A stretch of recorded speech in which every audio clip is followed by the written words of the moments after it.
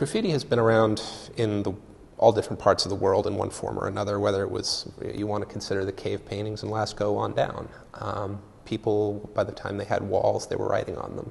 Early in the United States, beginning really in the antebellum years, people began to write on boxcars that would roll from coast to coast. In the hobo years, the Depression, that became even more prominent. There was always gang graffiti dating back to the 30s and 20s in Los Angeles and other parts of California and the Southwest. There was name-based graffiti all over the place. There was Kilroy was here, which actually sprung out of a suburb of Boston, oddly enough, and became this kind of global icon for the greatest generation. But when this odd combination of name and fame came together in the late 1960s in both Philadelphia and New York, it really exploded. And what was so magical and so important in the history of American graffiti were the years really 1971 to 1975 in New York.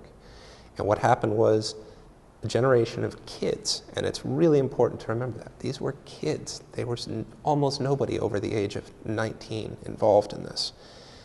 Developed a whole art form that went from a simple signature, just Joe was here kind of thing, all the way up to a mural that covered the entire side of a subway car. And this was something that had just never been seen in art history before, an entire movement just completely developed by kids. Graffiti art is bigger than it's ever been. It keeps getting bigger, no matter what rules and laws the cities create. There'll always be the next batch of young kids that just want to go out and write on things. We all who have that inner kid in us still can retain that appeal of what graffiti is, this just amazing amount of line and color that is in a public space. And then just the whole, how did they do that kind of factor. Graffiti is the rock and roll of visual art. It came from America and it spread throughout the world. It took over the world. There have been very few American art forms that have lasted as long as graffiti, whether you're talking abstract expressionism or anything. The heyday of those periods was really maybe a decade at best in some cases. Graffiti keeps going after 40 years, and now that there's a public interest in graffiti, you have to capture that moment as historians. I realized there really was no book that really told me what the history of Pittsburgh was, that told me what the history of Oregon was, what the history of Boston was. You know, there were little bits and pieces out there, but it wasn't there. And so many of these people are disappearing, dying, photos are disappearing, you know, getting trashed.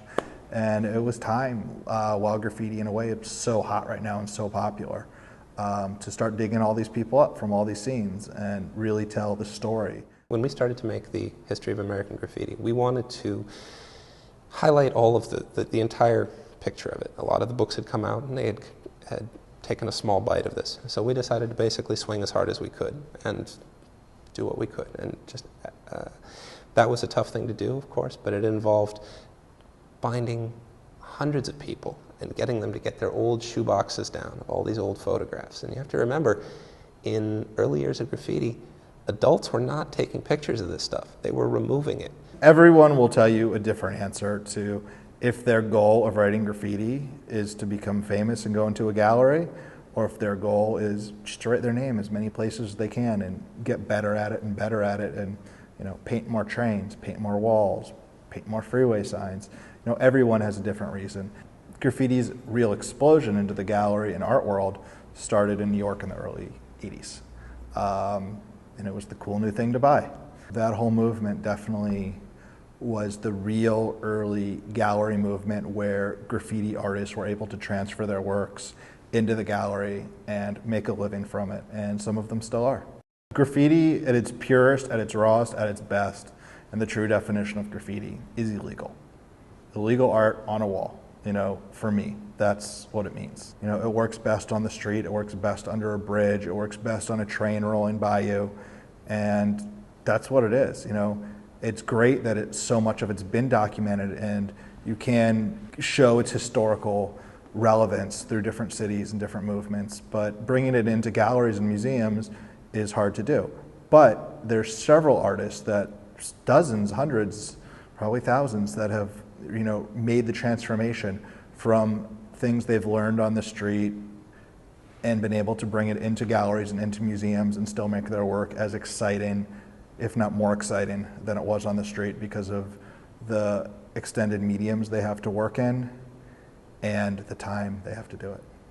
For artists that work both indoors and outdoors as they grow older, whether it's in galleries or museums, there's always there is a difference, of course, but it's a question of audience, it's a change in audience. And then the other thing is that working indoors, there's some good things to that. You can do things like make more money. You can do things like not have to have your stuff be taken down by weather or the elements or, a vigilant graffiti buff. So there's pluses and minuses. You get to spend more time on it. You get to work on projects you couldn't do out in the street. So they're basically just two different creatures. But the thing is that graffiti tends to attract some incredibly talented people who have incredibly big ambitions. You can't just go in and think you're going to do a little bit. If you have to go whole hog. And the people who go into graffiti and they want to go inside, they tend to have good ideas on the inside as well, and very big ambitions. If you're a really good graffiti artist, you're going to work with your setting. You're going to look at the city differently. You're going to see a rooftop. You're going to see a spot someone else might not have seen, and you're going to work with the city. So if you're really good at that and really good at choosing your color palettes and making that work, there's a good chance you're going to become a better artist at the same time, because you're going to have the same train of thought when you're working in a studio. It's always hard to get kids or young people at all, or just anybody, into museums, into galleries. It's hard to get people through the door. That's the constant challenge. And then once you have them there, you have to present them with something that is, that is going to captivate them. And that's hard. Now, it's also very hard to get your name 40 feet tall or 40 feet long on the side of a bridge abutment while a train whizzes by. But a lot of people see that. And it's a funny little fact, it's a funny little inconvenient truth of museums that the front of them, the facade of the museum will always be seen by more people than the inside and the art within. And graffiti writers, well, they're not dumb, they recognize that. And they work in public spaces because they can be seen there.